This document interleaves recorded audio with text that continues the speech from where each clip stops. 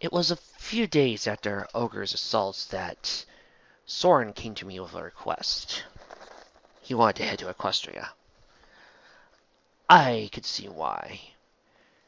This was the first time during our long battles that we've actually made our way to a timeline where Spitfire was alive. They had not married, of course, by now. No, their marriage was still a few months off. But by now, Spitfire was there. The earliest days of the relationship. I can understand why. I can't begin to tell you how many times I leave this dimension, put on a disguise, and visit Cadence. I just see her, her beauty, her loveliness. Of course, I have no idea who is giving her these nightmares. It certainly isn't those so-called twins, or apparitions, or whatever they are. Something or someone is giving her nightmares. I can only assume it was Grand Ruler. And as for who is making those accidents, those instances of bad luck, I do not know. I can only deduce that it was an unfortunate bad luck gremlin. Or something. I do not know. But back to Soren Earhart. After he made that decision, I agreed. And of course, this was not met by approval by all of our teammates, as some were afraid that he was trying to leave the mission or if he was scared. Sleepbell was supportive. And when he arrived, you may have heard that he was an idiot, that he foolishly did things like didn't know what cake was or didn't know how to plant flowers.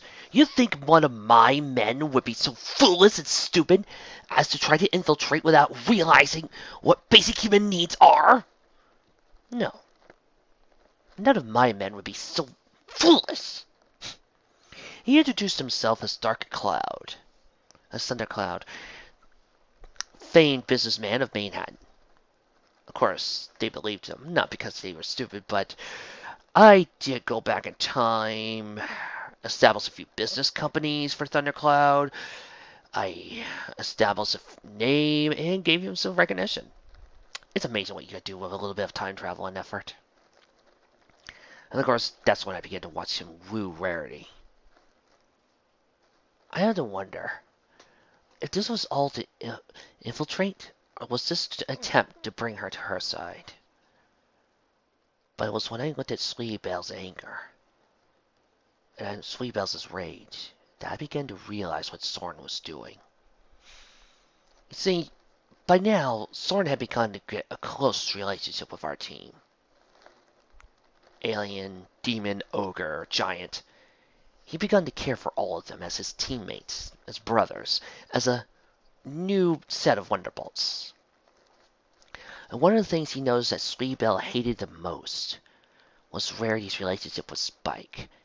She was convinced that had he not mated with her when he did, Rarity would still have been alive and she would have been able to have a normal pony child, and not that Kieran abomination that died in birth. So, he was trying to break those two up. Most importantly, get Rarity to turn on Starfleet and destroy them. I found it to be a quite interesting idea. Almost as fun as watching Kudo steal cutie marks, but who could he have learned those spells from? I continued to ask myself. More importantly, what was he driving towards? What was the energy that he was bringing forth? Strange things are happening between this attack. It makes me wonder. Am I truly the god of time? Or is time trying to rebel against me?